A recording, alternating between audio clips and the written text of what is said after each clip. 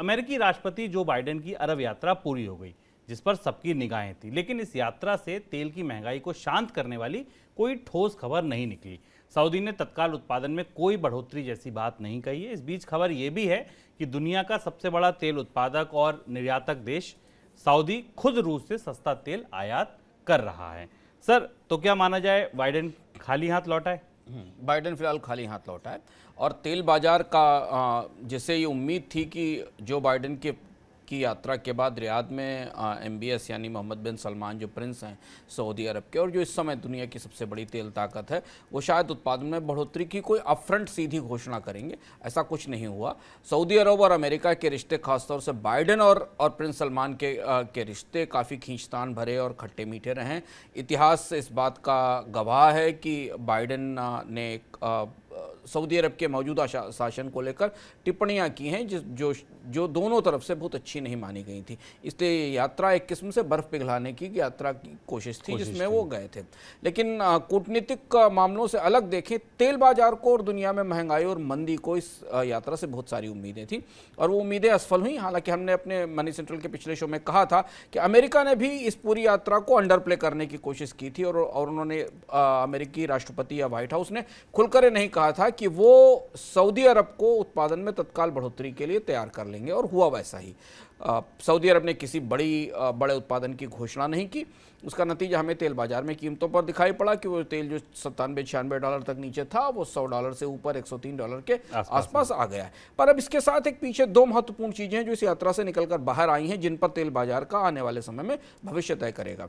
ये माना जा रहा है कि अमेरिका ने इतनी पेशबंदी की है मध्य पूर्व में कि सितंबर में जब ओपेक देशों का कोटा सिस्टम खत्म होगा, उसके बाद शायद ओपेक के अन्य सदस्य देशों को ये सुविधा मिल जाएगी कि वो अपना उत्पादन बढ़ा सकें।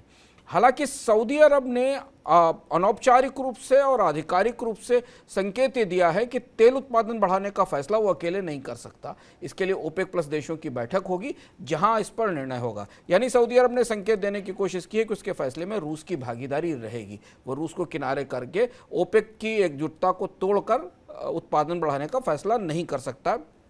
अब इस बात पर निगाहें क्या अमेरिका की कूटनीतिक पेशबंदी ओपेक को तोड़ने में कामयाब रहेगी। सितंबर में जब अलग अलग देशों के कोटा खत्म हो जाएगा और दुनिया के देश अपनी उत्पादन क्षमताओं को बढ़ाने के लिए स्वतंत्र होंगे, उस समय क्या बाकी देश ओपेक का अनुशासन तोड़कर अलग से उत्पादन में बढ़ोतरी करेंगे? बल्कि हो सकता कोटा सिस्टम, अमेरिका की उम्मीद है कि कोटा सिस्टम और पहले खत्म हो जाएगा, यानी सितंबर से पहले अगस्त में ही खत्म हो सकता है। तो अब अगली महत्वपूर्ण घटनाक्रम कूटनीतिक तेल कूटनीति की दृष्टि से अगस्त और सितंबर का महीना होगा, जब ओपेक के देशों के कोटा सिस्टम में के खत्म होने का समय आएगा। ओपेक इसे दोबारा कोटा में ले जाएगा, ओपेक प्लस इसको दोबारा लागू करेगा। एक महत्वपूर्ण चीज़ है, ये देखने वाली होगी। और अगर ऐसा होता है तो शायद जो बाइडेन की ये कोशिश उस समय सफल मानी जाएगी जो उन्होंने शुरू की।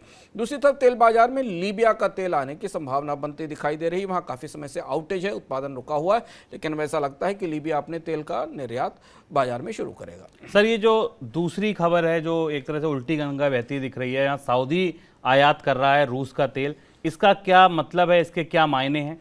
ये सबसे महत्वपूर्ण खबर है पिछले 2-3 दिन के घटनाक्रम की, और हमारे लिए और बाकी दुनिया के बहुत सारे लोगों के लिए, और जो लोग तेल की राजनीति को करीब से समझते हैं उनके लिए बिल्कुल चौंकाने वाली कि दुनिया का सबसे बड़ा तेल निर्यातक दुनिया के दूसरे सबसे बड़े तेल निर्यातक से तेल खरीद रहा है। सऊदी अरब ने जो आंकड़े बताते हैं, जो राइटर्स और रेफिनेटिव की रिपोर्ट के साथ हमारे पास आंकड़े आए हैं, सऊदी अरब ने अप्रैल से जून के इस बीच के दौरान करीब करीब 48,000 बैरल पर डे का तेल रूस से आयात किया है, और ये आयात रशिया के और एस्टोनिया के बंदरगाहों के जरिए किया गया है। अब हमें आश्चर्य होगा जानकर कि सऊदी अरब जो दुनिया का सबसे बड़ा तेल निर्यातक है, आखिर वो कच्चे तेल का आयात रूस से क्यों कर रहा है? वजह ये कि रूस जो डिस्काउंट दे रहा है कच्चे तेल की कीमतों पर, उसका फायदा सऊदी अरब ने भी उठाना शुरू किया है। यानी भारत और चीन के बाद मध्य पूर्व के देश और अफ्रीकी देश उस सस्ते तेल की खरीदारी कर रहे हैं। ये खरीदारी केवल चीन और भारत में नहीं है।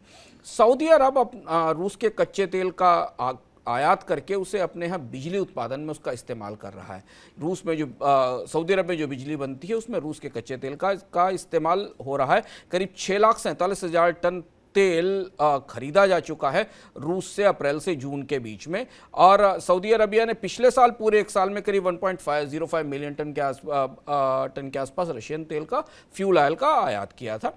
इसके बदले सऊदी अरब अपने कच्चे तेल को विदाउट रिफाइन किए हुए अंतर्राष्ट्रीय बाजार में महंगी कीमत पर बेच रहा है। यानी जिस कच्चे तेल का, घरेलू कच्चे तेल का इस्तेमाल सऊदी अरब अपने यहाँ तेल उत्पादन में कर सकता था, उस महंगे कच्चे तेल का वो निर्यात कर रहा है, और रूस का सस्ता कच्चा तेल सऊदी अरब में बिजली बनाने के काम आ रहा है। ये इस बात का सबूत है कि बाइडेन की कोशिशें सऊदी अरब पर शायद कामयाब होने की उम्मीद और कम है, क्योंकि सऊदी अरब और तेल और रूस के बीच केवल ओपेक के गठजोड़ की रिश्तेदारी नहीं है, बल्कि तेल के कारोबार में भी, जो दुनिया में तेल के कारोबार है उसमें भी सऊदी अरब और रूस काफ़ी करीब हैं। ये फैसला ये बताता है कि सऊदी अरब ने रूस से तेल के आयात में बढ़ोतरी की है।